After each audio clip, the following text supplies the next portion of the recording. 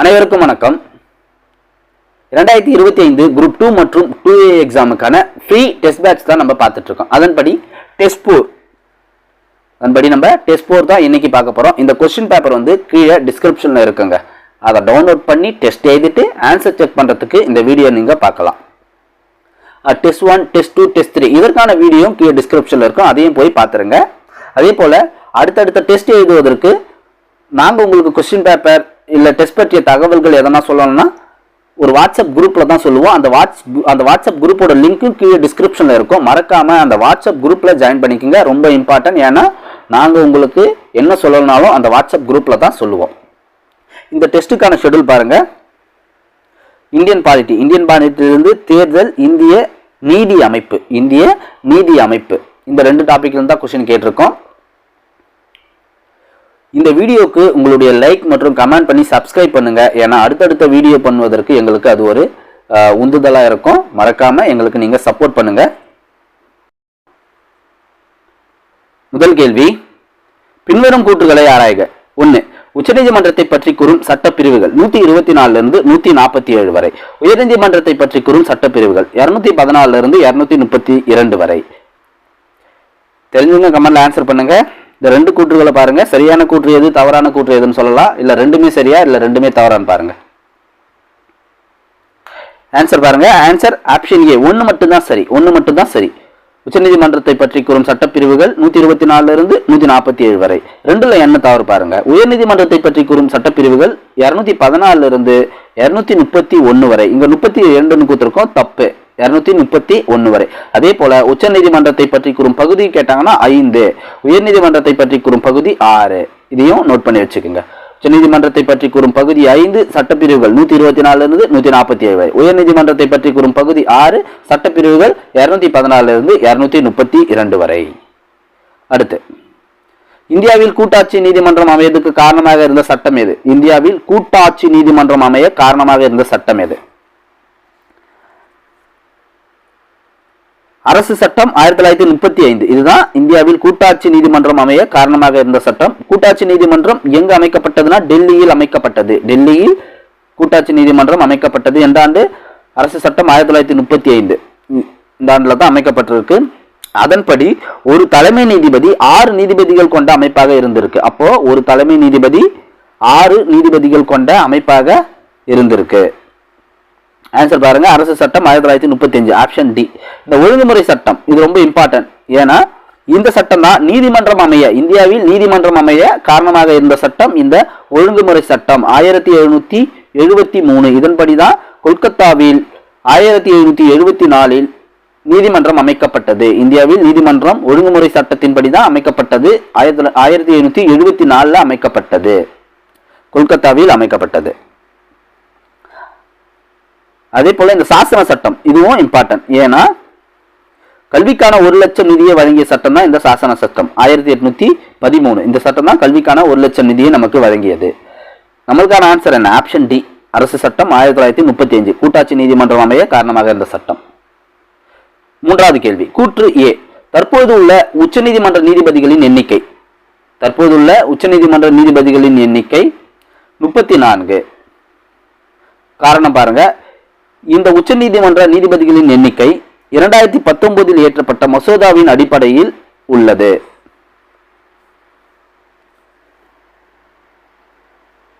கூற்று, தற்போதுள்ள உச்சநீதிமன்ற நீதிபதிகளின் எண்ணிக்கை 34. காரணம், இந்த உச்சநீதிமன்ற நீதிபதிகளின் எண்ணிக்கை 2019 இயற்றப்பட்ட மசோதாவின் அடிப்படையில் உள்ளது.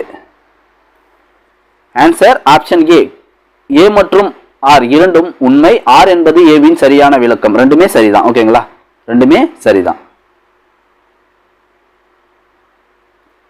அடுத்து 4வது கேள்வி, நீதிபதிகள் நியமனம் பற்றிய கூற்றுகளில் தவறானதை தேர்ந்தெடு.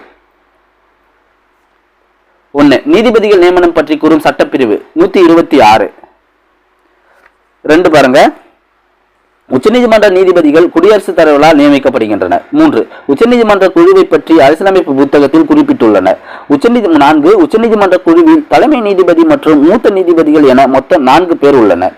இதுல தவறானதுன்னு கேட்டிருக்காங்க.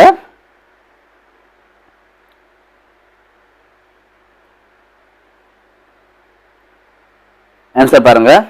இல்லை ஃபர்ஸ்ட் சரி எதுன்னு பார்த்தலாம். நமக்கு நீதிபதிகள் நியமனம் பற்றி கூறும் சட்டப்பிரிவு 126 இது சரியான சரிதான். அதே போல நீதிபதிகள் உச்சநீதிமன்ற நீதிபதிகளை யார் நியமிப்பார்? குடியரசுத் தலைவர்.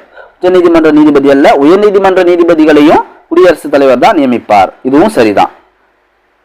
அடுத்து பாருங்க, உச்சநீதிமன்ற குழு, அதாவது கொலிஜியம் சொல்லுவாங்க. உச்சநீதிமன்ற குழுவை கொலிஜியம் சொல்லுவாங்க. இதை பற்றி அரசியலமைப்பு புத்தகத்தில் குறிப்பிட்டுள்ளனர்னா இல்லை. அரசியலமைப்பு புத்தகத்தில் கொலிஜியம் பற்றிய எந்த ஒரு குறிப்புகளும் இல்லை. அப்போ இது தவறு. 3 தவறு. அதே போல கொலிஜியம் தலைமை நீதிபதி மற்றும் மூத்த நீதிபதிகள் என 4 பேர், மொத்தம் 4 பேர் கொலிஜியத்தில் இருப்பார்கள். அந்த குழுவில் அதை கொலிஜியம் தான் சொல்லுவாங்க. அதில் மொத்தம் 4 பேர் இருப்பாங்க சொல்லியிருக்கோம். தப்பு. அதுவும் மொத்தம் 5 பேர் இருப்பாங்க. அதில் 5 பேர் இருப்பாங்க. அப்போ எது தவறுனா 3, 4 தவறு. சாரி, இங்கே எழுதி சரின்னு கொடுத்துருக்கோம், தவறுன்னு மாற்றுங்க. ஆப்ஷன் பாருங்க. சப்போஸ் சரியானதுன்னு கேள்வி மாற்றி கொடுத்துருக்கோம், ஆனால் ஆன்சரும் ஆப்ஷனும் மாற்றி கொடுத்துருக்கோம். சரியானது 1, 2 சரி, தவறானதுன்னு கேட்டால் 3, 4 தவறு.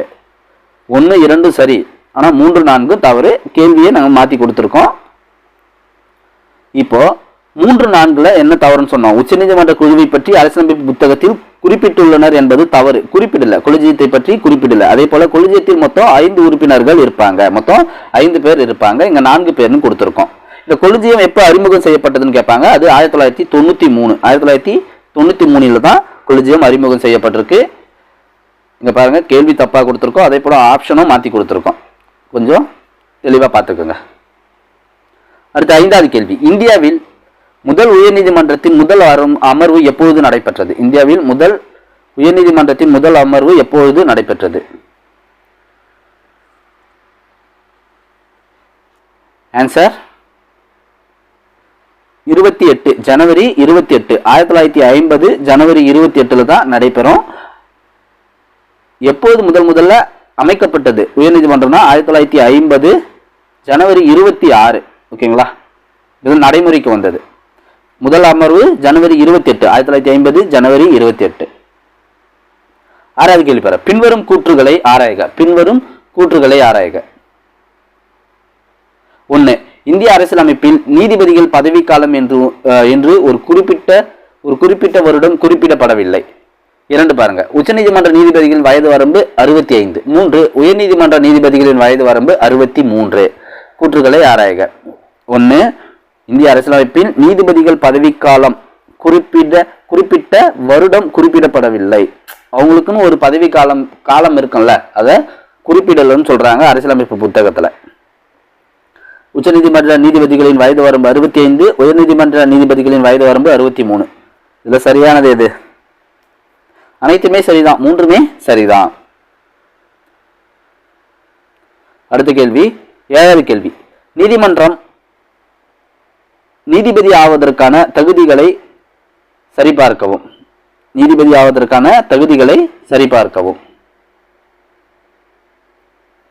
1.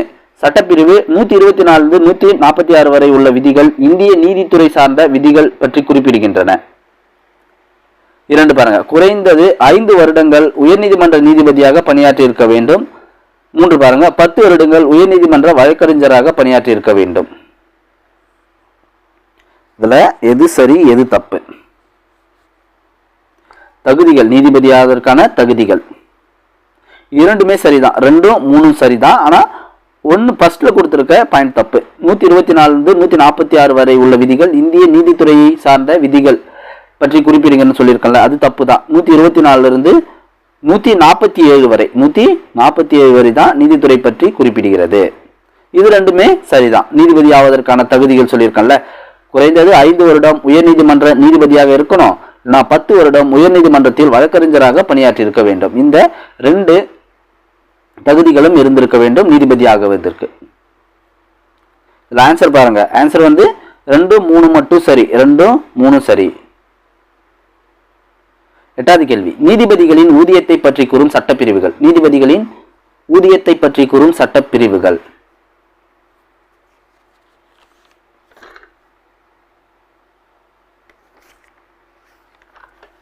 ஆன்சர் பாருங்க. சட்டப்பிரிவு 125 125 நீதிபதிகளின் ஊதியத்தை பற்றி கூறும். அடுத்து 9வது கேள்வி. உச்சநீதிமன்றத்தின் முதல் பெண் நீதிபதி. உச்சநீதிமன்றத்தின் முதல் பெண் நீதிபதி யார்?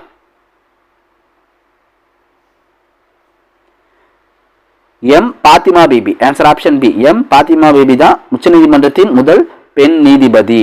இதுவரை மொத்தம் எத்தனை பெண் நீதிபதிகள் இருந்திருக்காங்கன்னா 11 பெண் நீதிபதிகள். இதுவரை 11 பெண் நீதிபதிகள் இருந்திருக்காங்க. அதே போல முதல் நீதிபதி, ஆண்கள்ல முதல் நீதிபதியாக பொறுப்பேற்றார். ஆண்கள் இல்ல, முதல் நீதிபதி யாருன்னா ஹரிலா ஜே கானியா. ஹரிலா ஜே கானியா தான் முதல் நீதிபதி. ரெண்டுமே ரொம்ப இம்பார்ட்டன்ட். பெண் நீதிபதியும் இம்பார்ட்டன்ட், அதே போல முதல் நீதிபதியும் இம்பார்ட்டன்ட். நோட் பண்ணிக்கோங்க அதெல்லாம். 10வது கேள்வி. பின்வரும் கூற்றுகளை ஆராய்க. பின்வரும் கூற்றுகளை ஆராய்க. 1. உச்சநீதிமன்றத்தின் நீதி பேராணை அதிகார வரம்பு சட்டப்பிரிவு 32. 2 பாருங்க. உயர்நீதிமன்றத்தின் நீதி பேராணை அதிகார வரம்பு சட்டப்பிரிவு 224. இதுல 2 கூட்டுல எது சரி எது தவறு? இல்ல ரெண்டுமே சரியா ரெண்டுமே தவறா? உச்சநீதிமன்றத்தின் அதிகார வரம்பு சட்டப்பிரிவு எது? நீதி பேராணை அதிகார வரம்பு சட்டப்பிரிவு 32. உயர்நீதிமன்றத்துக்கு 224. இதுல 1 மட்டும் தாங்க சரி. 1 மட்டும் தான் சரி, 2 தப்பு. ஆன்சர் பாருங்க, ஆப்ஷன் ஏ 1 மட்டும் தான் சரி. 2ல என்ன தப்புனா சட்டப்பிரிவு 224 இல்ல 226. 226. அடுத்த கேள்வி 11. பின்வரும் கூற்றுகளில் தவறானதை தேர்ந்தெடுக்கவும். ஆப்ஷன் ஏ சட்டப்பிரிவு 132 அரசியலமைப்பு சார்ந்த மேல்முறையீட்டினை கூறுகிறது. ஆப்ஷன் பி சட்டப்பிரிவு 133 சிவில் வழக்குகள் சார்ந்த மேல்முறையீட்டினை கூறுகிறது. ஆப்ஷன் சி சட்டப்பிரிவு 134 குற்றவியல் வழக்கு சார்ந்த மேல்முறையீட்டினை கூறுகிறது.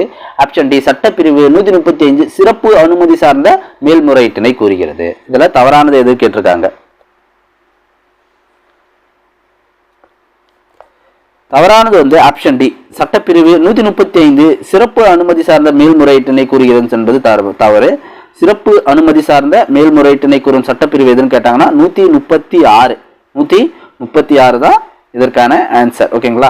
அப்ப ஆன்சர் ஆப்ஷன் டி தப்பு. 135 எதை பற்றி கூறுதுன்னா உச்சநீதிமன்றத்தின் அதிகார வரம்பு பற்றி கூறும். உச்சநீதிமன்றத்தின் அதிகார வரம்பு பற்றி சட்டப்பிரிவு 135 கூறுது. ஓகேங்களா? ஆன்சர் ஆப்ஷன் டி தவறானது. மீதமுள்ள 3மே சரிதான்.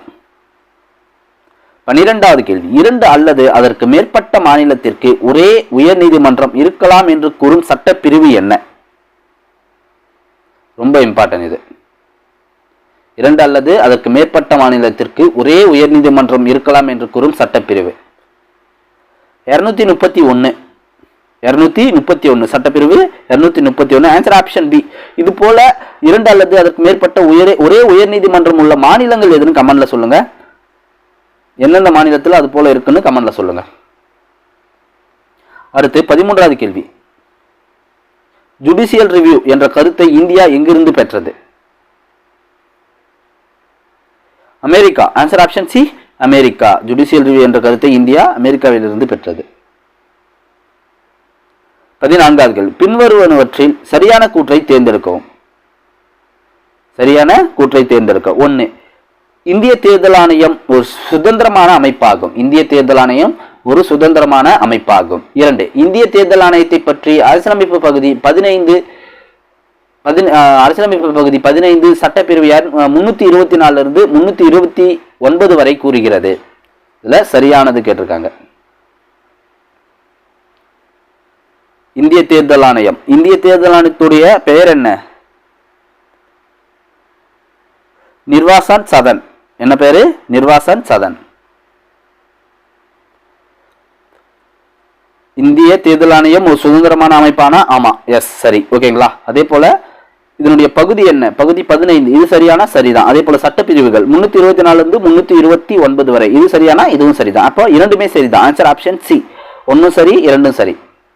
அடுத்து 15வது கேள்வி. வாக்களிக்கும் வயதை 21 இருந்து 18 குறைத்த இந்திய அரசியலமைப்பு சட்ட திருத்தம். ரொம்ப இம்பார்ட்டன்ட். இந்திய அரசியலமைப்பு சட்ட திருத்தம் எது? 21 இருந்து 18. அப்போதெல்லாம் 21 வயது பூர்த்தி அடைந்தால் தான் வாக்களிக்க முடியுமா? தற்போது அதை 18 மாற்றிருக்காங்க. எந்த சட்ட திருத்தத்தின்படி இது மாற்றப்பட்டதுன்னா எந்த சட்ட திருத்தம்? 61வது சட்ட திருத்தம். ஆப்ஷன் சி 61வது சட்ட திருத்தத்தின்படி தான் இது மாற்றப்பட்டுள்ளது. 61வது சட்ட திருத்தம் எந்த ஆண்டு நடந்ததுன்னு கமெண்ட்ல சொல்லுங்க. 61வது சட்ட திருத்தம் எந்த ஆண்டு நடைபெற்றதுன்னு கமெண்ட்ல சொல்லுங்க. தெரியலனாலும் தேடி படிச்சுட்டு கமெண்ட்ல சொல்லுங்க. அப்பதான் உங்களுக்கு மெமரியில நிற்கும். அடுத்து 16வது கேள்வி. பின்வரும் கூற்றுகளை ஆராய்க. 1. இந்த அமைப்பில் தலைமை தேர்தல் ஆணையர் ஒருவர் செயல்படுவார். 3 தேர்தல் ஆணையர் செயல்படுவர். அதாவது இந்திய தேர்தல் அமைப்பு இருக்குல்ல, அதுல தலைமை தேர்தல் ஆணையர் ஒருவர் செயல்படுவாரா. தேர்தல் ஆணையர்கள், இது தலைமை தேர்தல் ஆணையர் ஒருவர். அதே போல 3 தேர்தல் ஆணையர்கள் செயல்படுவர். 2வது கூற்று பாருங்கள். தேர்தல் ஆணையர்கள் குடியரசுத் தலைவரால் நியமனம் செய்யப்படுகின்றனர். 3. தேர்தல் ஆணையர்களின் பதவிக்காலம் 5 ஆண்டு அல்லது 65 வயது வரை. 5 ஆண்டு 65 வயது வரை. இதுல சரியான கூற்று, இதுல தவறான கூற்று. இதுல எது தவறுன்னு கேட்டிருக்காங்க. எது சரின்னு நம்ம பார்க்கலாம். தேர்தல் ஆணையர்கள் குடியரசுத் தலைவரால் நியமனம் செய்யப்படுகின்றனர். இது கண்டிப்பா எல்லாருக்கும் தெரியும். சரி, ஓகேவா. தேர்தல் ஆணையர்கள் யாரால் நியமனம் செய்யப்படுகின்றன? குடியரசுத் தலைவர் தான். அதே போல நீதிபதிகளையும் குடியரசுத் தலைவர் தான் நியமனம் செய்வார். ஆளுநர்களையும் குடியரசுத் தலைவர் தான் நியமனம் செய்வார். இதெல்லாமே உங்களுக்கு தெரிஞ்ச விஷயம்தான். ஒண்ணுல பாருங்க, தேர்தல் அமைப்பில் தலைமை தேர்தல் ஆணையர் ஒருவர் செயல்படுகிறார். இது சரியான சரி. தலைமை தேர்தல் ஆணையர் ஒருவர் தான் செயல்படுவார். ஆனா 3 தேர்தல் ஆணையர் செயல்படுவார் சொன்னல, அது தப்பு. அது 2 தேர்தல் ஆணையர்கள் தான். 3ல 2 தேர்தல் ஆணையர்களா மொத்தமா சேர்த்து 3 பேர் இருப்பாங்க. ஒரு தலைமை தேர்தல் ஆணையர், 2 தேர்தல் ஆணையர்கள் என 3 பேர் செயல்படுவர். அதே போல 3ல பாருங்க, தேர்தல் ஆணையர்களின் பதவிக்காலம் 5 வருடம்.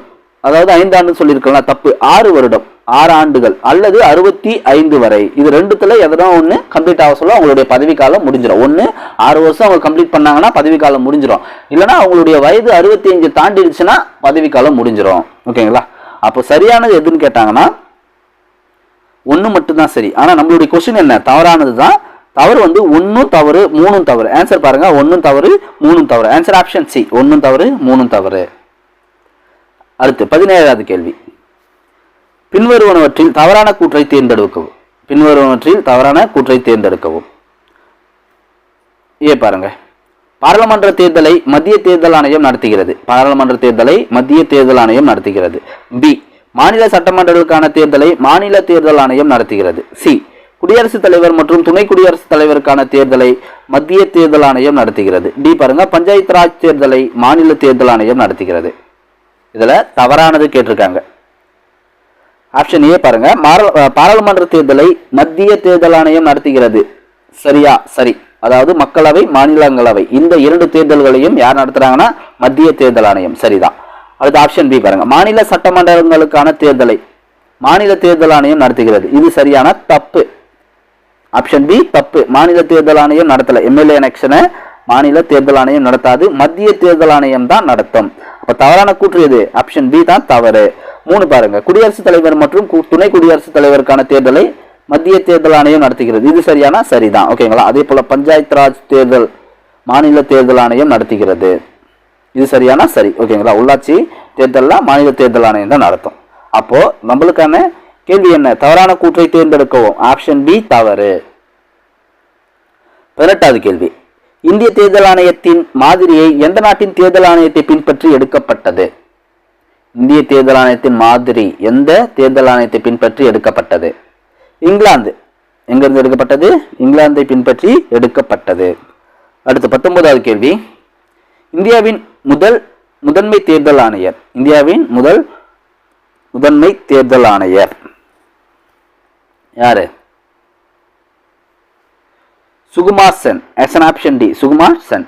இவர் எந்த காலகட்டத்தில் பணியாற்றினார்னா 1950 58 வரை பணியாற்றியிருக்காரு. இவர் தான் இந்தியாவின் முதல் பொது தேர்தலை நடத்தியவர். இந்த சுகுமார் சென் தான். 1950 58 வரை இந்த காலகட்டத்தில் இவர் பணியாற்றியிருக்கார். 20வது கேள்வி. தேசிய கட்சி அங்கீகாரம் பெறுவதற்கான கூற்றுகளை ஆராயவும். 1 பாருங்க, குறைந்தது 4 மாநிலங்களில் அந்த கட்சி போட்டியிட்ட மொத்த செல்லுபடியான வாக்குகளில் குறைந்தது 6% வாக்குகள் பெற்றிருக்க வேண்டும். மேலும் குறைந்தது 4 உறுப்பினர்களை லோக்சபாவிற்கு வெற்றி பெற செய்திருக்க வேண்டும். நல்லா படிச்சு பாருங்க. குறைந்தது 4 மாநிலம், இப்படி 4 மாநிலம் அந்த கட்சி போட்டியிட்ட மொத்த செல்லுபடியான வாக்குகளில் 6% வாக்குகள் இருக்கணுமா, 6% வாக்குகள் இருக்கணுமா. அதே போல குறைந்தது 4 உறுப்பினர்கள் லோக்சபாவிற்கு வெற்றி பெற்றிருக்க வேண்டும், மக்களவைக்கு வெற்றி பெற்றிருக்க வேண்டும். இது சரியா? அடுத்து இரண்டாவது கூற்று, அந்த கட்சி குறைந்தது 2% லோக்சபா இடங்களை வென்றிருக்க வேண்டும். அதாவது 2% இது லோக்சபா இடங்களை வென்றிருக்க வேண்டும். மேலும் இவ்வெற்றிகள் குறைந்தது 3 மாநிலங்களில் இருந்து வந்திருக்க வேண்டும். 3 மாநிலங்களில் இருந்து இந்த வெற்றிகள் வந்திருக்க வேண்டுமா. மூன்றாவது பாருங்க, ஒரு கட்சி குறைந்தது 3 மாநிலங்களில் மாநில கட்சி என அங்கீகரிக்கப்பட்டால் தானாகவே தேசிய கட்சியாக அங்கீகரிக்கப்படும். இந்த 3 கூற்றுல சரியான கூற்று, 3 கூற்றுல சரியான கூற்று எது?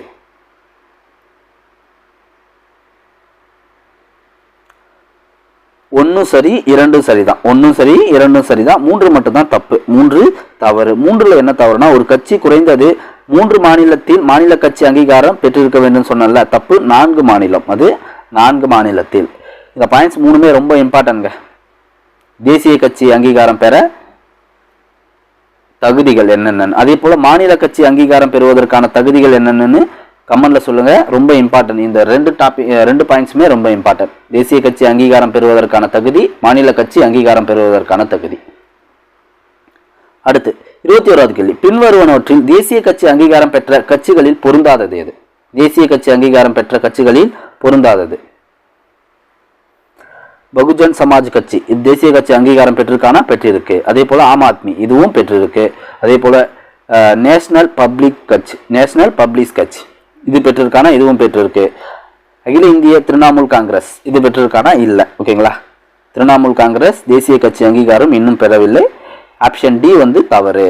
அங்கீகாரம் பெறாதது தான் கேட்டிருக்காங்க. காங்கிரஸ் இது பெற்றிருக்கு. அதே போல பாரதிய ஜனதா கட்சி இதுவும் பெற்றிருக்கு. இன்னும் 2 கட்சி இருக்கு, அது என்னன்னு கமெண்ட்ல சொல்லலாம். 22 சிறை அல்லது காவல்துறையின் விசாரணையில் இருக்கும் ஒரு நபர் சட்டமன்றம் அல்லது நாடாளுமன்ற தேர்தலில் போட்டியிட முடியாது என உச்சநீதிமன்றம் வரலாற்று சிறப்பு மிக்க இந்த தீர்ப்பை எப்பொழுது வழங்கியது? ஆன்சர் பாருங்க, ஜூலை 13, 2013 வழங்கியிருக்கு. 23வது கேள்வி, பின்வரும் கூற்றுகளை சரிபார்க்க. 1 சட்டப்பிரிவு 325 மக்களவைக்கும் மாநிலங்களின் சட்டமன்றங்களுக்கும் வயது வந்தவர்களுக்கான வாக்குரிமை அடிப்படையில் தேர்தல் நடத்த வேண்டும் என்பதை கூறுகிறது. எது? சட்டப்பிரிவு 325. சட்டப்பிரிவு 326 மதம், இனம், சாதி அல்லது பாலினத்தின் அடிப்படையில் எந்த ஒரு நபரும் சிறப்பு வாக்காளர் பட்டியலில் சேர்க்கவோ அல்லது நீக்கவோ கூடாது என்பதை கூறுகிறது. இந்த 2 சட்டப்பிரிவுகளும் நோட் பண்ணிக்கோங்க. 18 வயது பூர்த்தி அடைந்தவர்கள் வாக்களிக்கலாம் என்பதை சட்டப்பிரிவு 327, அது மக்களவைக்கும் மாநிலங்களின் சட்டமன்றங்களுக்கும் வயது வந்தவர்களுக்கான வாக்குரிமை அடிப்படையில் தேர்தல் நடத்த வேண்டும் என்பதை கூறும் சட்டப்பிரிவு 325 ஆனா இல்ல 326 அப்படியே மாத்தி கொடுத்திருக்கேன். இது ரெண்டுமே மாறி கொடுத்திருப்பேன். ஓகேங்களா, அப்போ 2 கூற்றுகளுமே தவறுதான். 2 கூற்றுகளுமே தவறுதான். Answer option D. ஏன்னா அப்படியே மாத்தி கொடுத்திருப்பேன், படிச்சுக்கோங்க. அடுத்து 24வது கேள்வி, பின்வரும் கூற்றுகளை சரிபார்க்கவும். 1 முதலில் மின்னணு வாக்குப்பதிவு இயந்திரம் கேரளா மாநில பொது தேர்தலில் அனைத்து சட்டமன்ற தொகுதிகளிலும் பயன்படுத்தப்பட்டது. 2 பாருங்க, 2014 நடைபெற்ற பொது தேர்தலில் முதல் முறையாக நோட்டா அறிமுகப்படுத்தப்பட்டது. இந்த கூற்றுகள்ல எது சரி? இதுல 2வது கூற்று மட்டும்தான் சரி. 2014 நடைபெற்ற பொது தேர்தலில் முதலாக நோட்டா அறிமுகப்படுத்தப்பட்டது, இது மட்டும்தான் சரி. 2 மட்டும்தான் சரி. 1ல என்ன தவறுனா, முதலில் மின்னணு வாக்குப்பதிவு இயந்திரம் எங்கு பயன்படுத்தப்பட்டதுன்னா கேரளா தான், இது சரி. ஆனா பொது தேர்தலில் அல்ல, அனைத்து சட்டமன்ற பொது தேர்தலிலும் அல்ல, அது ஒரு இடைத்தேர்தலில் பயன்படுத்தப்பட்டது. கேள்வியை கவனமா படிக்கணும். கேரளான்னு சொன்னோடனே நம்ம சரின்னு நினைச்சுக்க கூடாது. இது அனைத்து சட்டமன்ற பொது தேர்தலில் கொடுத்திருக்கோம் பாருங்க, அதுதான் இங்க நம்ம தவறா கொடுத்திருக்கு. அது இடைத்தேர்தல். அப்போ 2 மட்டும் தான் சரி. 25வது கேள்வி, எந்த அட்டவணை கட்சித்தாவல் தடை சட்டத்தை பற்றி கூறுகிறது? ரொம்ப இம்பார்ட்டன்ட். எந்த அட்டவணை கட்சித்தாவல் தடை சட்டத்தை பற்றி கூறுகிறது? 10வது அட்டவணை. ஆப்ஷன் சி 10வது அட்டவணை. உங்களுக்கு தெரிஞ்ச அட்டவணைகளில் என்னென்ன சட்டங்கள் குறிப்பிட்டிருக்காங்கன்னு கமெண்ட்ல சொல்லுங்க. நீங்கள் அதே போல் நீங்கள் இந்த 25 கேள்விகளுக்கு எத்தனை கேள்வி சரியாக ஆன்சர் பண்ணீங்கன்னு சொல்லிடுங்க. இந்த வீடியோக்கு உங்களுடைய லைக், கமெண்ட், சப்ஸ்கிரைப் பண்ணி சப்போர்ட்டை கொடுங்க. ஏன்னா அடுத்தடுத்த வீடியோ பண்ணுவதற்கு எங்களுக்கு கண்டிப்பாக அதுதான் உத்வேகத்தை தரும். ஓகேங்களா? அடுத்த வீடியோவில் பார்க்கலாம். நன்றி.